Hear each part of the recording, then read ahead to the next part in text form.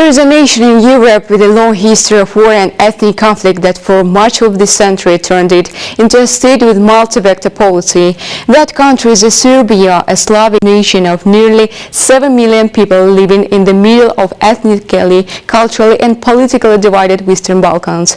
Experts note that the specificity of Serbia's place on the world stage is determined by its strategic geopolitical position and its aspiration for regional dominance, where policy resilience stems from its clear national security goals and a balanced approach to global relations. Now, Serbia likes to say that it has a four-pillar foreign policy of relying on four key powers in the international environment, which are US, European Union, Russia, and China. But this policy has been quite disturbed with the ongoing war in Ukraine, where we have had Serbia having to compromise on multiple fronts.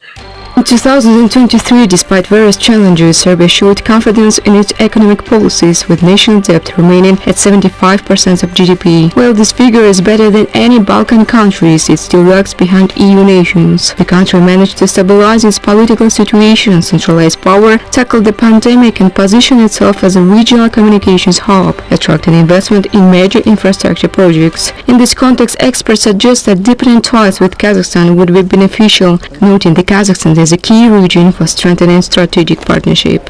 Serbia is a small country in European and global affairs, but in terms of the Balkan affairs, it is the country with strategic geography, which essentially connects Balkan Peninsula with Central Europe. So that also puts the country in in the center of some of the traffic and trading routes between the European continent and the wider Eurasian landmass.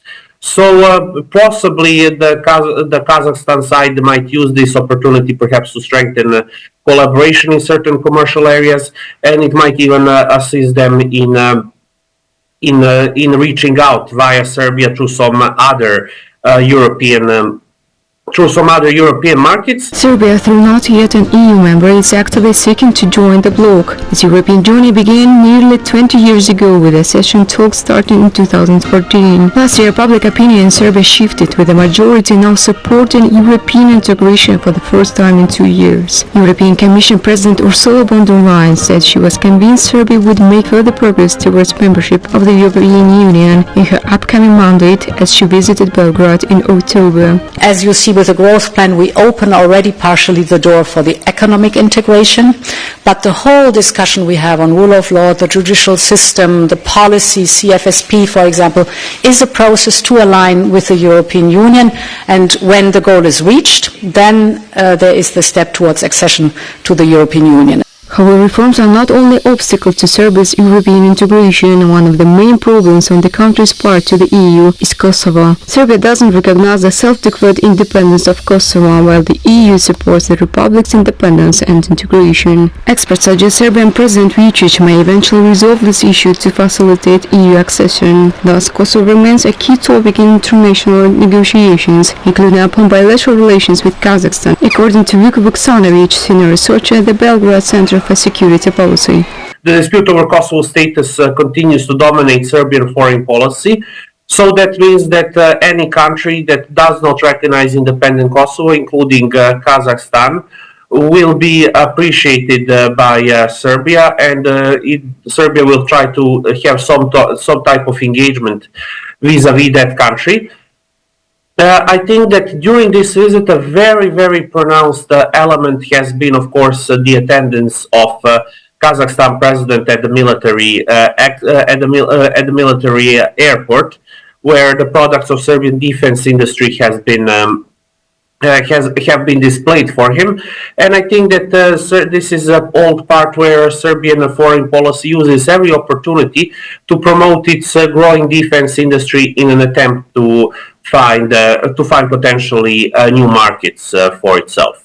In addition, Serbia recently had a chance to get closer to countries, with President Vučić recently signing a cooperation memorandum with the EU to launch Europe's largest lithium mine in western Serbia, which could meet 70% of Europe's lithium needs, reducing reliance on China. However, Serbia faces significant pressure, including from environmentalists in opposition, especially after 2022 ban on lithium mining was overturned by the courts. The current administration proposes and supposes that project will meet EU environmental standards, though approval is still 2 years away. Serbia's accession is also uncertain, with Vučić stating it may not happen before 2028. However, Poland's upcoming EU presidency will prioritize enlargements with a focus on closer cooperation with Serbia, Prime Minister Donald Tusk announced earlier during his visit to Belgrade. Poszerzenie Unii Europejskiej EU enlargement must include Serbia because there is no complete European Union without Serbia. It is a hard process. I know that there is a disappointment on both sides.